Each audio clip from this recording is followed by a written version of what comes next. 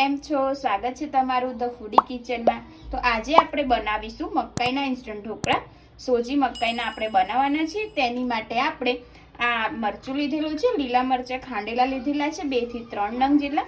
આ કોથમીર અને મેથી લીધેલી છે ઝીણી સમારેલી, એક અડધી વાટકી જેટલી। આ આપણે ખાટું દહીં લીધેલું છે 1 વાટકી।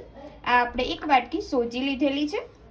આ આપણે આદુ મરચાં ખાંડીને લીધેલા છે, લસણ અંદર નાખેલું છે। આ આપણે હળદર લીધેલી છે 1 ચમચી જેટલી।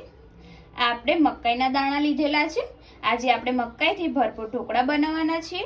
તો ચાલો શરૂ કરીએ બનાવવાનું। તો સૌથી પહેલા આપણે એક વાસણમાં સોજી લઈશું। આપણે ઢોકળા બનાવવા માટે પહેલા સોજી પલાળી દઈશું। હવે આપણે ખાટું દહીં એડ કરીશું અંદર અને સારી રીતે મિક્સ કરીશું અને જરૂર લાગે એટલે આપણે પાણી એટલું આપણે એડ કરવાનું છે અંદર। પહેલા આપણે દહીં સાથે જ મિક્સ કરવાની છે સોજી, પછી આપણે થોડું પાણી નાખીશું અંદર। આપણે પાણી એડ કરતા જઈશું અને સારી રીતે આપણે એને મિક્સ કરી દઈશું। એકદમ સરસ લાગશે આ ઢોકળા, ટેસ્ટમાં પણ ખાવાની પણ મજા આવશે। સરસ મિક્સ થઈ ગયું છે।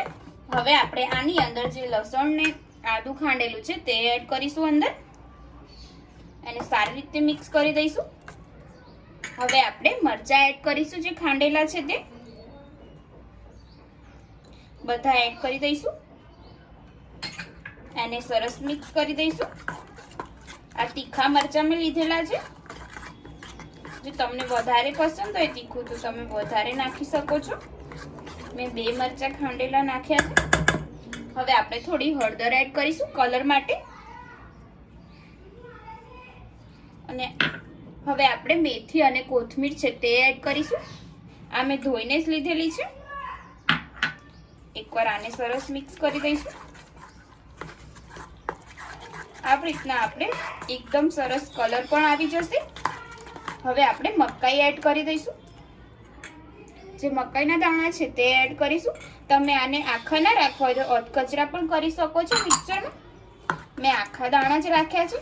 આનો ટેસ્ટ બહુ જ સરસ લાગશે એટલા માટે એકદમ સારી રીતે આપણે આને હવે મિક્સ કરી દઈશું અને 5 મિનિટ માટે ઢાંકીને મૂકી દઈશું। હવે આપણે ઢોકળા બનાવવા માટે એક કડાઈમાં 1 ગ્લાસ જેટલું પાણી મૂકી દઈશું અને એની ઉપર આપણે કાંઠલો ન કે જાળી મૂકી દઈશું આવી રીતના અને થોડી વાર આપણે પાણીને ગરમ થવા દઈશું। જો તમારી જોડે ઢોકળું હોય તો તમે એમાં પણ બનાવી શકો છો। હવે આપણે 5 થી 10 મિનિટ થઈ ગઈ છે એટલે આપણે ઢોકળાનું જે ખીરું છે એ પણ સરસ સેટ થઈ ગયું છે એટલે આપણે બનાવી દઈશું।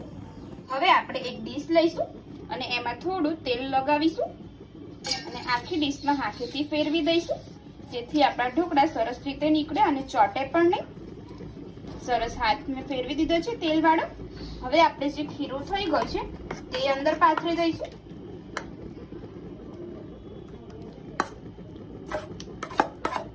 હવે આપણે આને સરસ રીતે સેટ કરી દઈશું આખી ડીશમાં। હવે આપણે આને બફાવા મૂકી દઈશું વરાળથી। આની અંદર તમે ઈનો પણ નાખી શકો છો જેથી સરસ રીતે ફૂલેલા બને। મેં સોડા એડ કરેલો છે આની અંદર। હવે આપણે ઉપરથી થોડું લાલ મરચું ભભરાવી દઈશું। આ મોરું લાલ મરચું છે, કાશ્મીરી મરચું છે। હવે આપણે આને સારી રીતના ઢાંકી દઈશું। આપણે આની ઉપર એક વાસણ ઢાંકી દઈશું અને આને 5 મિનિટ માટે વરાળથી બફાવા રાખી દઈશું। આપણે 5 મિનિટ થઈ ગઈ છે, એકવાર આપણે ચેક કરી દઈશું। મેં ગેસ બંધ કરી દીધો છે, સરસ થઈ ગયા છે। હવે આપણે આનો વઘાર કરી દઈશું। હવે આપણે રાઈ અને તલનો વઘાર કરી દઈશું, પછી આપણે આવી રીતના નાખી દઈશું। સરસ આપણો વઘાર થઈ ગયો છે અને આપણે પીસ પાડી લઈશું। એકદમ ઠંડા થાય એટલે આપણે પીસ પાડવાના છે। તમારે જે સાઈઝ રાખવી હોય તમે રાખી શકો છો। એકદમ સ્વાદિષ્ટ બને છે આ ઢોકળા, ખાવાના પણ મજા આવશે તમને।